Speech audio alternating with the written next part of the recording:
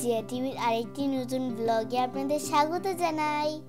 Doctor আজ আবার আমাকে ব্লাড টেস্ট করানোর কথা বলেছে, তাই ব্রেকফাস্ট না করে শুধু জল খেয়ে হসপিটালে যাচ্ছি। আজ হসপিটালে অন্য আরেকটি রাস্তা দিয়ে যাচ্ছি। কাল রাতে ভীষণ বৃষ্টি হয়েছে, তাই রাস্তায় জল জমে আছে। এই রাস্তাটা দিয়ে আসায় তাড়াতাড়ি হসপিটালে চলে এসেছি।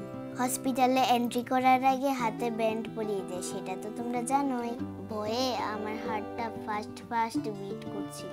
এই তো এখনই কতগুলো ব্লাড নিয়ে যাবে আবার। বাবা ফাইলটা জমা করে দিচ্ছে। এখানে সি টার্টেলদের সেভ করার কথা বলেছে আর অনেকগুলো ইনফরমেশন দিয়েছে। আজ আমার আল্ট্রাসোনোগ্রাফিও করানো হবে।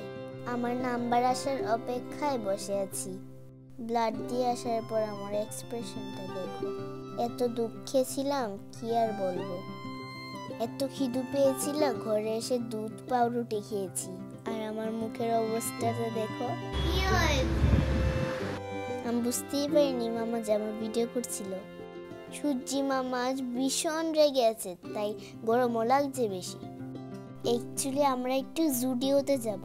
পাপা এদিকে অটো বুকিং করে নিচ্ছে। আজ প্রচন্ড গরম ছিল, তাই হেডটা পরে বের হয়েছি। ওদের এখানে কত বড় বড় গুড। আমাদের রুমের বাইরে এই মার্কেটটা আছে, সামনে সাবওয়ে।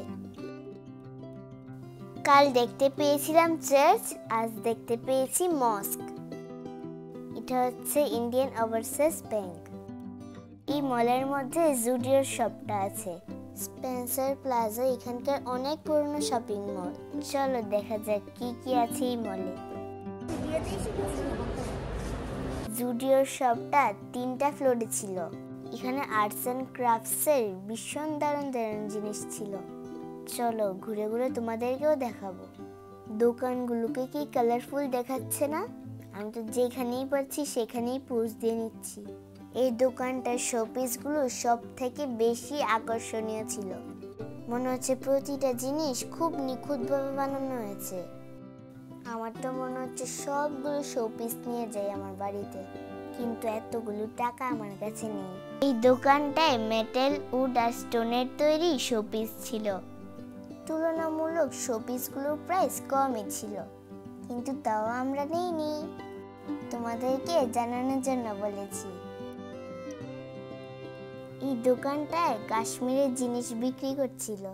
এখানে কাশ্মীরি চাদর, কাশ্মীরি ড্রেস আর জুয়েলারি পাওয়া যাচ্ছে। আমরা মলের মধ্যে এদিক সেদিক শুধু ঘুরছিলাম। আর এখানে দেখি চাইনিজ সিঙ্গিং বলগুলো আছে। এই দেখো আরেকটা শোপিসের দোকান।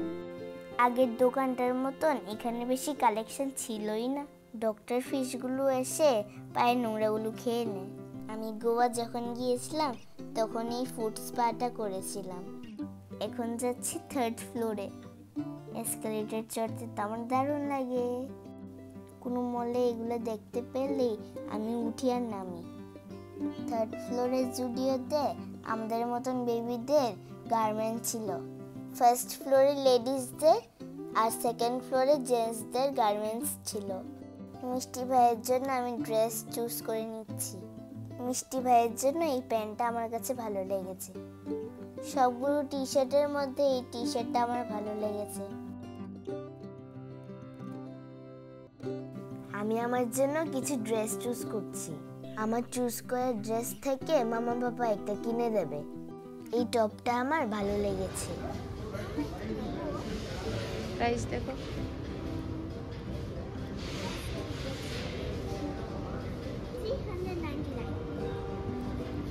মামা বলল নিয়ে নিতে।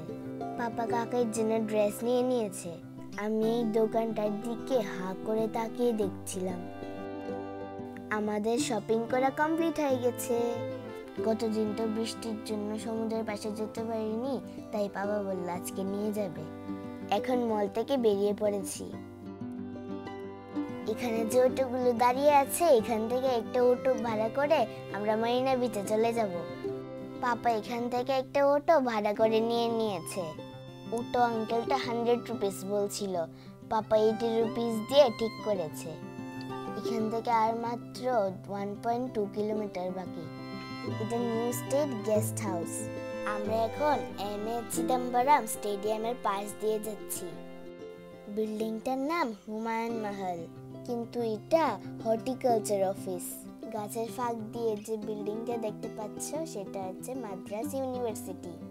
অটো আঙ্কেল আমাদেরকে সাবওয়ের সামনে নামিয়ে দিয়েছে। বিচের মেইন গেটে যেতে হলে আঙ্কেলের অনেকটা ঘুরে যেতে হবে, তাই রোদের জন্য উল্টো পাল্টা টুপি পরে নিচ্ছি। সাবওয়ের সামনে পুচকার শপটা আছে। এখন সাবওয়ে দিয়ে এখান থেকে ওই পাশে চলে যাব। না কোনো ভেহিকেলসের ঝামেলা, না কোনো রাস্তা পার করার ঝামেলা, কোনো ঝামেলা ছাড়াই হেঁটে হেঁটে চলে এসেছি মেরিনা বিচের গেটে। অক্সটার হর্নগুলো কি লম্বা লম্বা ছিল। আমরা দূরে ওই ছাতা লাগানো শপটার নিচে ছিলাম। আমার আগের ব্লগে তোমরা রাতের ভিউ দেখেছিলে, আজ তোমরা বিকালের ভিউ দেখো। বাবলস দেখতে পেলে? কোত্থেকে জানি উড়ে আসছিল, একটাকে ধরতে পেরেছি। আমরাও কাল বাদে পরশু দিন এভাবে প্লেন দিয়ে চড়ে বাড়িতে চলে যাব। I love watermelon. তোমরা খাবে? আজ প্রচন্ড গরম ছিল। মামা এক প্লেট ফুচকা নিয়েছে। এখানে 8 নোজ ফুচকার দাম 20 রুপিস। পুরোটা আমার মুখেই যাচ্ছিল না। সুইট কর্নটা 50 রুপিস। এই বানানা চিপসগুলো দাঁত ভেঙে যাওয়ার মতন ছিল। এই দেখো, ওরা সারি সারি ভাবে যাচ্ছে। ওদের হর্নগুলো কত বড়। বালির মধ্যে জুতো পরে হাঁটা যায় না, তাই জুতোগুলো খুলে নিচ্ছে, যা আমি গতদিনও করেছিলাম। আমি যতবারই সমুদ্র দেখি না কেন ততবারই আমার ভালো লাগে। নীল আকাশে সাদা মেঘগুলোকে পুরো আইসক্রিমের মতন লাগছে। মামার বারবার সমুদ্র দেখতে ভালো লাগে না, কিন্তু আমার তো মজা লাগছে। সূর্যি মামা মেঘের পিছনে লুকিয়ে যাচ্ছে।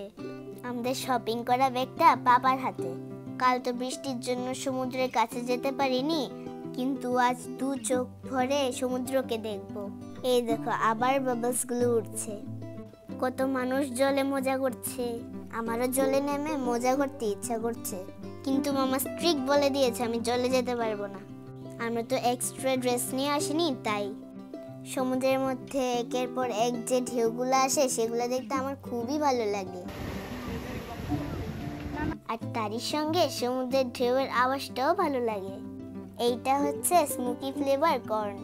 খাবে খাবে? যারা এই প্লেন দিয়ে যাচ্ছে তারা তো এই সমুদ্রটাকে দেখতে পাচ্ছে। এই দেখো হর্স। আমি এখন স্যান্ড ক্যাসেল বানাবো।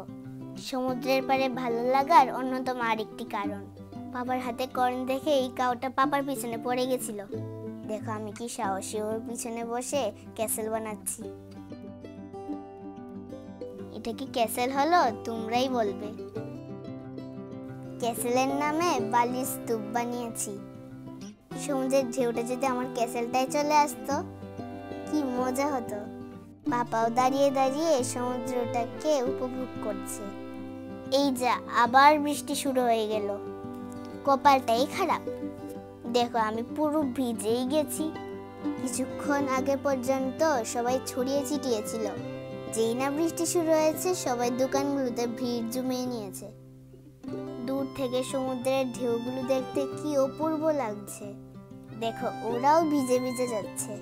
আকাশে রেইনবো দেখতে পেয়েছো তোমরা? বৃষ্টিটা আসায় আবার ঘরে চলে যেতে হচ্ছে। ধ্যাত, পুরো মজাটাই মাটি হয়ে গেল। আমার আগের ব্লগে তোমরা তো এই জায়গাটা দেখেছিলে। আবার বৃষ্টি আসতে পারে, তাই ঘরে চলে যাব। আজ তাহলে ব্লগটা এখানেই শেষ করছি। দেখা হবে পরের ব্লগে। সবাই ভালো থাকবে, সুস্থ থাকবে।